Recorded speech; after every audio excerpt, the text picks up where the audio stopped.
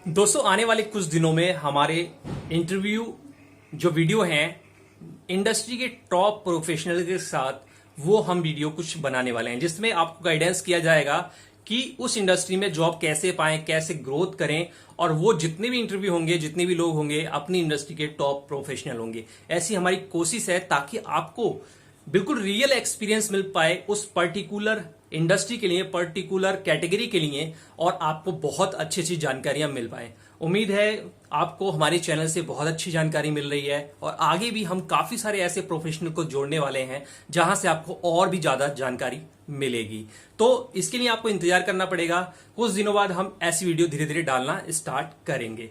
आज मैं आपको बताना चाहता हूं, जैसे कि आपने थंबनेल में देखा कि काफी सारे क्वेश्चन मुझे आते हैं और मैं उनका कमेंट का रिप्लाई बहुत कम कर पाता हूं, क्योंकि हम अपनी जॉब को बहुत सीरियसली करते हैं और टाइम बहुत कम मिलता है। इसलिए हम किसी भी सोशल मीडिया पे नहीं है, किसी और जगह पे नहीं है, क्योंकि वहां पर अगर मैं सभी सोशल मीडिया को देखने लगूंगा तो बहुत टाइम कंज्यूम होगा। इसीलिए मैं किसी भी सोशल मीडिया पे नहीं हूं, ना ही लिंक्डइन पे, ना ही किसी चीज पे। लिंक्डइन तो जॉब साइट है तो वहां तो मैं हूं, उसके अलावा मैं कहीं नहीं हूं।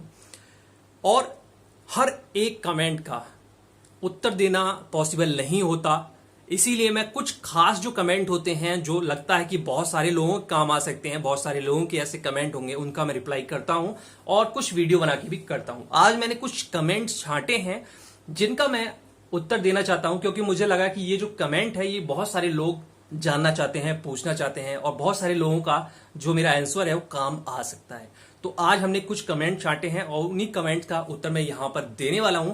उम्मीद है आपको वीडियो अच्छी लगेगी। तो चलिए, सबसे पहला जो कमेंट है उसके बारे में बात करते हैं।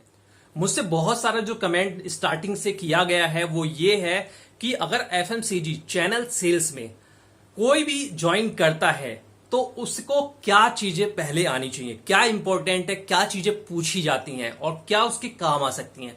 तो मैं आपको बता दूं कि जब भी आप किसी चैनल सेल्स में जा रहे हैं, खास तौर से एफएमसीजी या ओटीसी इंडस्ट्री में, तो आपको प्राइमरी और सेकेंडरी सेल्स क्या होती है इसकी पहले से नॉलेज होनी चाहिए, क्योंकि यही क्वेश्चन आपको इंटरव्यू में पूछा जाता है जब आप शुरुआती नए होते हैं इस इंडस्ट्री के लिए, और यही आपके 2 से 4 महीने, 6 महीने हमेशा काम आती है। तो इसमें डिफरेंस करना बहुत जरूरी है। आपके हेड ऑफिस से भी इसी तरह का क्वेश्चन पूछा जाएगा कि आपने प्राइमरी कितनी की, सेकेंडरी कितनी की, और अगर आपको यही नहीं मालूम तो बहुत दिक्कत होने वाली है। तो प्राइमरी क्या होती है? प्राइमरी होती है कि देखो, कंपनी में जब माल बन जाता है तो कंपनी कई तरीके से उसे बेचती है, चैनल के थ्रू बेचती है। तो सबसे पहले वो किसको बिलिंग करती है?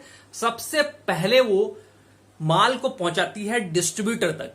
डिस्ट्रीब्यूटर तक पहुंचने के लिए कई साधनों का इस्तेमाल करती है, जैसे कि एसएस हो गया, डिपो हो गया, कंपनी का खुद का डिपो भी होता है या थर्ड पार्टी का भी डिपो होता है। तो माल कंपनी से निकल के डिपो, एसएस के पास आता है और वहां से डिस्ट्रीब्यूटर को बिलिंग होती है। तो जो डिस्ट्रीब्यूटर को बिलिंग होती है वो कंपनी की पहली बार सेल्स हो गई, उसको कहते हैं प्राइमरी सेल्स, यानी कंपनी वो सेल कर चुकी। लेकिन कंपनी उस सेल को तभी मानती है जब उसकी सेकेंडरी सेल्स भी हो जाए, वरना वो डिस्ट्रीब्यूटर के पास अगर माल एक्सपायर हो गया तो कंपनी उसको वापस लेने के लिए बाध्य है। डिस्ट्रीब्यूटर का एक्सपायरी कंपनी को उठाना ही पड़ेगा।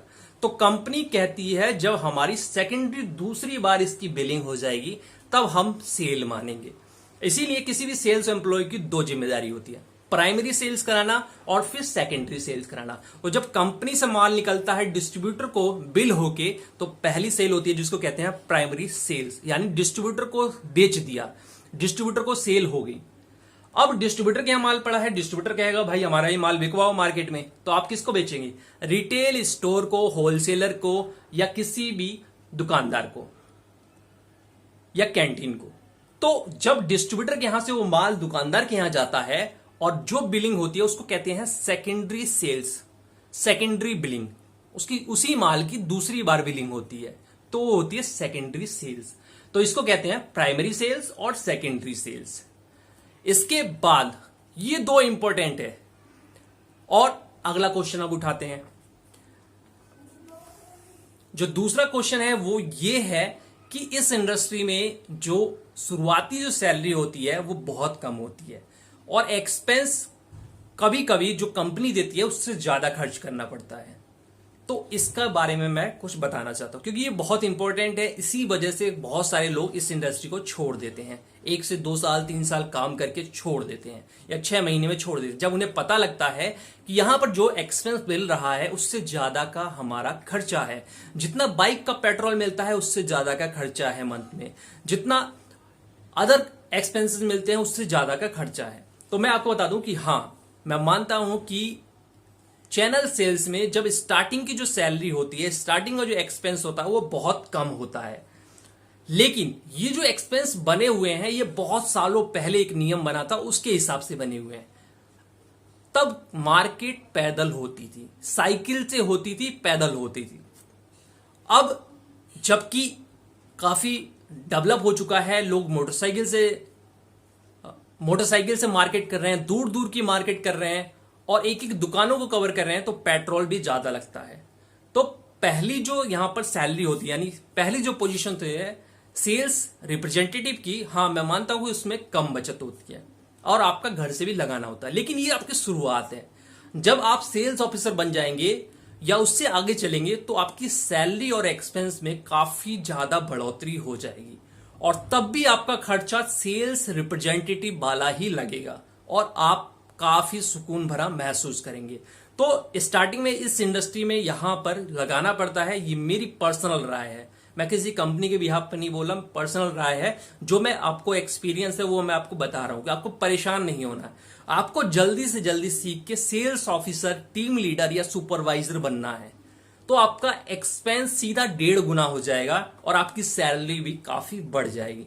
तब आपको इस इंडस्ट्री को छोड़ने का बिल्कुल भी मन नहीं करेगा। एक तीसरा जो क्वेश्चन है कि क्वालिफिकेशन क्या होनी चाहिए। देखो, सेल्स इंडस्ट्री ऐसी इंडस्ट्री है जहां पर क्वालिफिकेशन की कोई भी जरूरत नहीं है इस इंडस्ट्री में आने के लिए।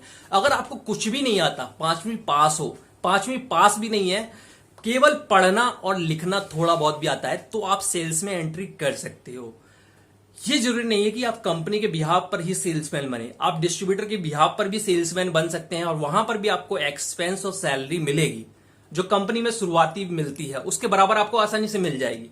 लेकिन यहां पर दिक्कत आती है आगे बढ़ने में, क्योंकि अब जो एम्प्लॉय आ रहे हैं वो ग्रेजुएशन तो कम से कम रहते ही हैं। तो अगर आपने 10th व 12th के बेस पर इस इंडस्ट्री में एंट्री की है तो आपको किसी तरह भी ग्रेजुएशन करनी ही चाहिए, ताकि आगे आने वाले दिनों में आपको अच्छी जॉब मिल सके और आपके एक्सपीरियंस को काउंट किया जाए। वरना एक्सपीरियंस ज्यादा हो जाएगा, क्वालिफिकेशन नहीं रहेगी, तो भी आपको सैलरी और बड़ी पोस्ट नहीं मिलेगी।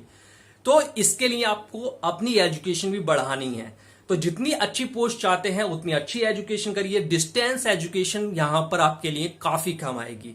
आप किसी भी कॉलेज में एडमिशन ले लीजिए और लर्निंग डिस्टेंस ऑनलाइन कीजिए और आप धीरे धीरे अपने एक्सपीरियंस और डिग्री के बल पर काफी अच्छी ग्रोथ पा सकते हैं। यही यहाँ का फॉर्मूला है। इस वीडियो में ये 3 क्वेश्चन मुझे बहुत इंपॉर्टेंट लगे, इसलिए मैंने बताया। चलिए दोस्तों, इस वीडियो को लाइक कर दीजिए और चैनल को अगर सब्सक्राइब नहीं किया है तो सब्सक्राइब जरूर करें।